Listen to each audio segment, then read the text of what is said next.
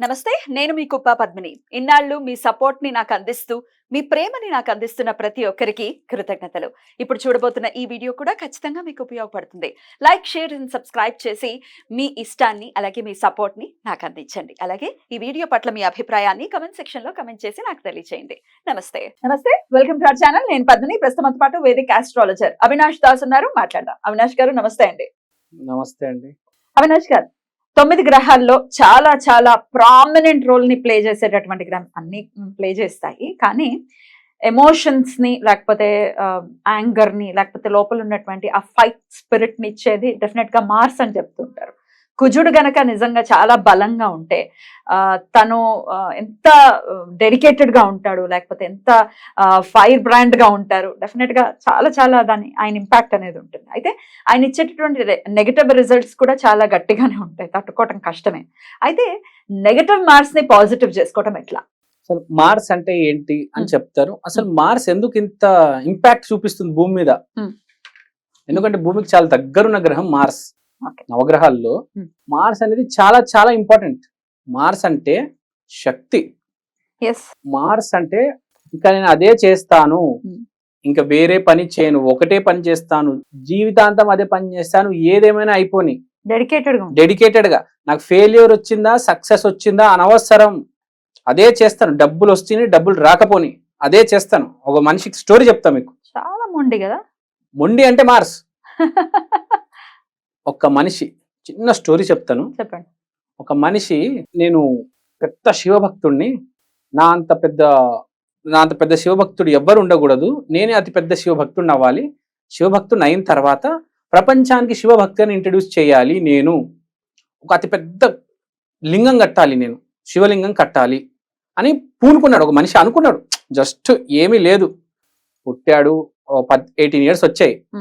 వచ్చిన తర్వాత అనుకున్నాడు సంకల్పం, అదే చేస్తూ ఉన్నాడు, దేవుడిని ధ్యానం చేస్తూనే ఉన్నాడు.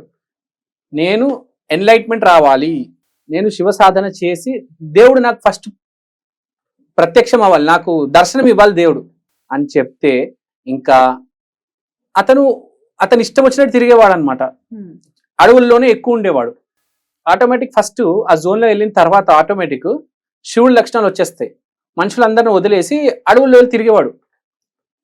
అలా వైల్డ్గా అయిపోయాడు. శివుడు అంటే కొంచెం వైల్డే. సో ఆ పాముల మధ్యలో పులుల మధ్యలో తిరిగేవాడు. బయటికి వస్తే జనాలే నువ్వు ఎందుకు వచ్చావు, వెళ్ళిపో అనేవాడు అతన్ని. ఇంకా అతను దాన్ని ఏమంటారు, సొసైటీకి అడాప్ట్ చేయలేకపోయాడు. ఆ శివ జోన్లోనే ఉన్నాడు, ఆ వైల్డ్ జోన్లో. ఏంటి నన్ను ఎవరు అడాప్ట్ చేసుకోవట్లేదు, నన్ను అర్థం చేసుకోవాలి కదా, నేను శివభక్తిని స్ప్రెడ్ చేయాలనుకుంటున్నాను, పెద్ద లింగం కట్టాలనుకుంటున్నాను, ఏంటి అంటే అప్పుడు అతనికి శివుడు వాయిస్ వచ్చింది, నీకు గురువు కావాలి అనే వాయిస్ వినిపించింది. నువ్వు ఏం చేయాలన్నా నీకు గురువు కావాలి. సో అతనికి ఒక గురువు, రెండో గురువు, మూడో గురువు, నాలుగో గురువు పరిచయం అయ్యారు. సరైన గురువు తగలలేదు. అందరు చెప్పింది ఏంటంటే, ముందు నువ్వు శివ సాధన చెయ్యి, నీ కుండలిని యాక్టివేట్ అవుతుంది, నువ్వు ఎన్లైటన్ అవుతావు, అప్పుడు నీ జ్ఞానోదయం జరుగుతుంది. సో అతను ఏం చేశాడు, శివ సాధన చేశాడు. ఈ జన్మ అయిపోయింది. ఫస్ట్ జన్మ అయిపోయింది, సెకండ్ జన్మ, మూడో జన్మ అదే చేస్తున్నాడు, శివ సాధన చేస్తున్నాడు. మూడో జన్మ వచ్చింది, అదే పని చేస్తున్నాడు, ఎవరికి ఏం సంబంధం లేకుండా. ప్రజలందరూ మాత్రం వ్యాపారాలు చేసి డబ్బులు సంపాదించి ఫ్యామిలీలు పెట్టేసి పిల్లల్ని కానీ హ్యాపీగా ఉండి నీట్గా ఉన్నారు. అతను మాత్రం శివ సాధన చేస్తున్నాడు. రెండో జన్మ అయిపోయింది, మూడో జన్మకు వచ్చాడు. మూడో జన్మలో అతనికి ఒక గురువు గారు పరిచయం అయ్యారు. అతని పేరు పళనిస్వామి. అప్పుడు అతను కరెక్ట్ మూడో జన్మలో చివరి ఇంకా స్టేజ్లో ఇంకా అయిపోయింది అనమాట. శివ సాధన ఎటైన్ అయిపోయింది, కుండలిని యాక్టివేట్ అయిపోయింది, మనుషులందరూ పరిచయం అయిపోయారు. ఆ సొసైటీలో ఆ ఊరిలో ఉన్న వాళ్ళందరూ పరిచయం అయిపోయారు. పెద్దవాళ్ళందరూ, అక్కడ ఉన్న మినిస్టర్లు, రాజులు, మంత్రులు, పెద్ద పెద్ద వ్యాపారస్తులు అందరూ పరిచయం అయిపోయారు.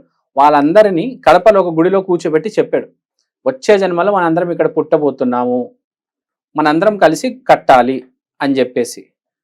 తర్వాత 4వ జన్మ ఎత్తాడు, కోయంబత్తూరులో పెద్ద ధ్యానలింగం కట్టాడు. అతని పేరే సద్గురు. ఇప్పుడు ఎందుకు ఇదంతా జరిగింది, ఎందుకు ఇదంతా చెప్పానంటే, కుజుడు అతను అనుకున్నాడు, అంతే చేసేసాడు. 4 జన్మలు పడింది, కానీ టైం అయితే పట్టింది. చాలా పెద్ద. ఇప్పుడు ఆర్గనైజేషన్ ఆర్గనైజేషన్ ఈషా ఫౌండేషన్ ఇది నేను కాదు, అతనే చెప్పాడు ఇంటర్వ్యూలో. సో ఇక్కడ నేను చెప్పేది ఏంటంటే, నువ్వు నిజంగా ఒకటి అనుకున్నావంటే అదే చేస్తూ ఉండు, don't worry about result. But అది చెప్పినంత ఈజీ కాదు కదా అవినాష్. అదే చెప్తున్నా, అదే మరి కుజుడు స్ట్రెంగ్త్ ఉంటే నువ్వు నమ్మగలిగితే చెయ్యి. ఇప్పుడు మీరున్నారు ఈ ఫీల్డ్ లో ఉన్నారా, ఎన్ని ఇయర్స్ నుంచి ఉన్నారు? 18 years. మీరు స్ట్రాంగ్, మీ కుజుడు స్ట్రాంగ్ కాబట్టి 18 years నుంచి ఇదే ఫీల్డ్ లో ఉన్నారు. మధ్యలో ఏమైనా మారారా, మీరు ఇటు పోయారా అటు పోయారా? ఇట్ ఇండికేట్స్ మార్స్ మీ చార్ట్ లో అస్తమించి ఉంటాడు, లేకపోతే బాగా ఉచ్చంలో ఉంటాడు. రెండు స్పెషల్ పొజిషన్స్. అవును అదేంటి? అవును, బోత్ ఆర్ స్పెషల్ పొజిషన్స్. నీచపడ్డమో లేకపోతే హస్తంగత్వం అవటమో లేకపోతే ఇట్లా రకరకాలు ఉంటాయి కదా. ఏముండ, జస్ట్ అవన్నీ ఒకటే అండి, రకరకాలు ఏం లేదు. కుజుడు ఎక్కడ కూర్చున్నాడు అనేది, 5 star హోటల్లో కూర్చున్నాడా, పూరి గుడిసెలో కూర్చున్నాడా, డబుల్ బెడ్రూమ్ లో కూర్చున్నాడా, లేకపోతే ఒక విల్లాలో కూర్చున్నాడా, అంతే. అదొక పొజిషన్. కానీ వాడు అక్కడే ఎంతసేపు ఉంటాడు, ఎంత కష్టపడతాడు అక్కడ. 5 star హోటల్లో కూర్చొని కష్టపడతాడు, పూరి గుడిసెలో కూర్చొని కష్టపడాలి. నువ్వు కష్టపడుతూ ఉండు, మార్చొద్దు. నీ జానర్ ఏదైతే ఉందో మార్చొద్దు, అదే పని. రవితేజ గారు 8 years, పూరి జగన్నాథ్ గారు కూడా నాకు తెలిసి 10 years సక్సెస్ వచ్చినా రాకపోయినా చేస్తూ ఉన్నారు. పృథ్వీ గారు 30 years ఇండస్ట్రీ అంటారు, అదే పని. కొంతమంది నమ్ముకొని ఉంటారు, నేను చేస్తే అదే చేస్తా లేకపోతే చేయను. చాలా జిద్దుగా ఉంటారు, జిద్దు మొండిగా ఉంటారు. Virat Kohli best example.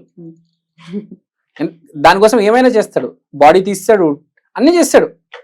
ఏ రేంజ్ లో సక్సెస్ ఉంది వాళ్ళ రవితేజ గారికి, విరాట్ కోహ్లీకి, వీళ్ళందరికీ.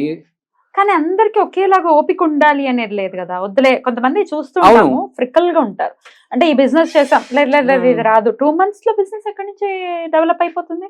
అట్లీస్ట్ 2 years పడుతుంది.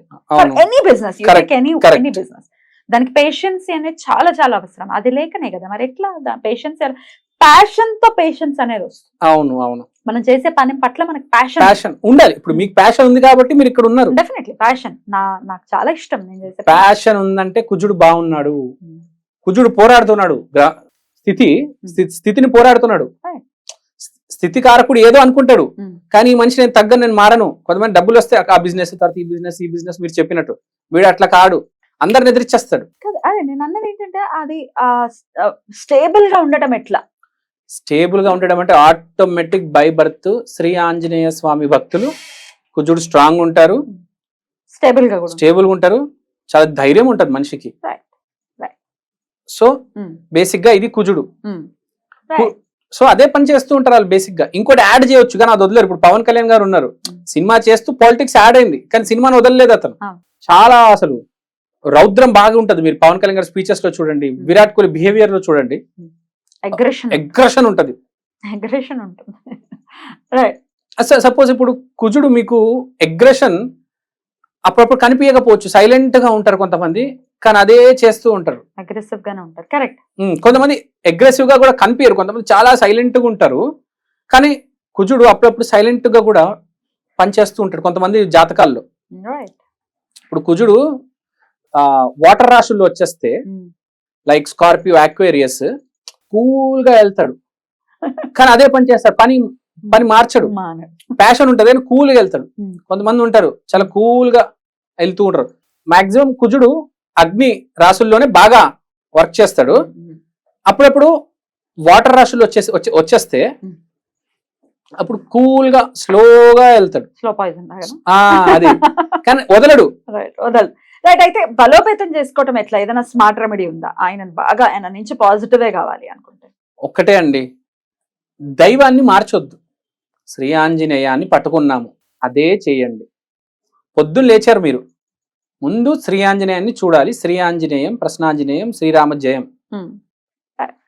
బ్యూటిఫుల్ అండి, చాలా చక్కగా ఎక్స్ప్లెయిన్ చేశారు. Thank you so very much. నమస్తే.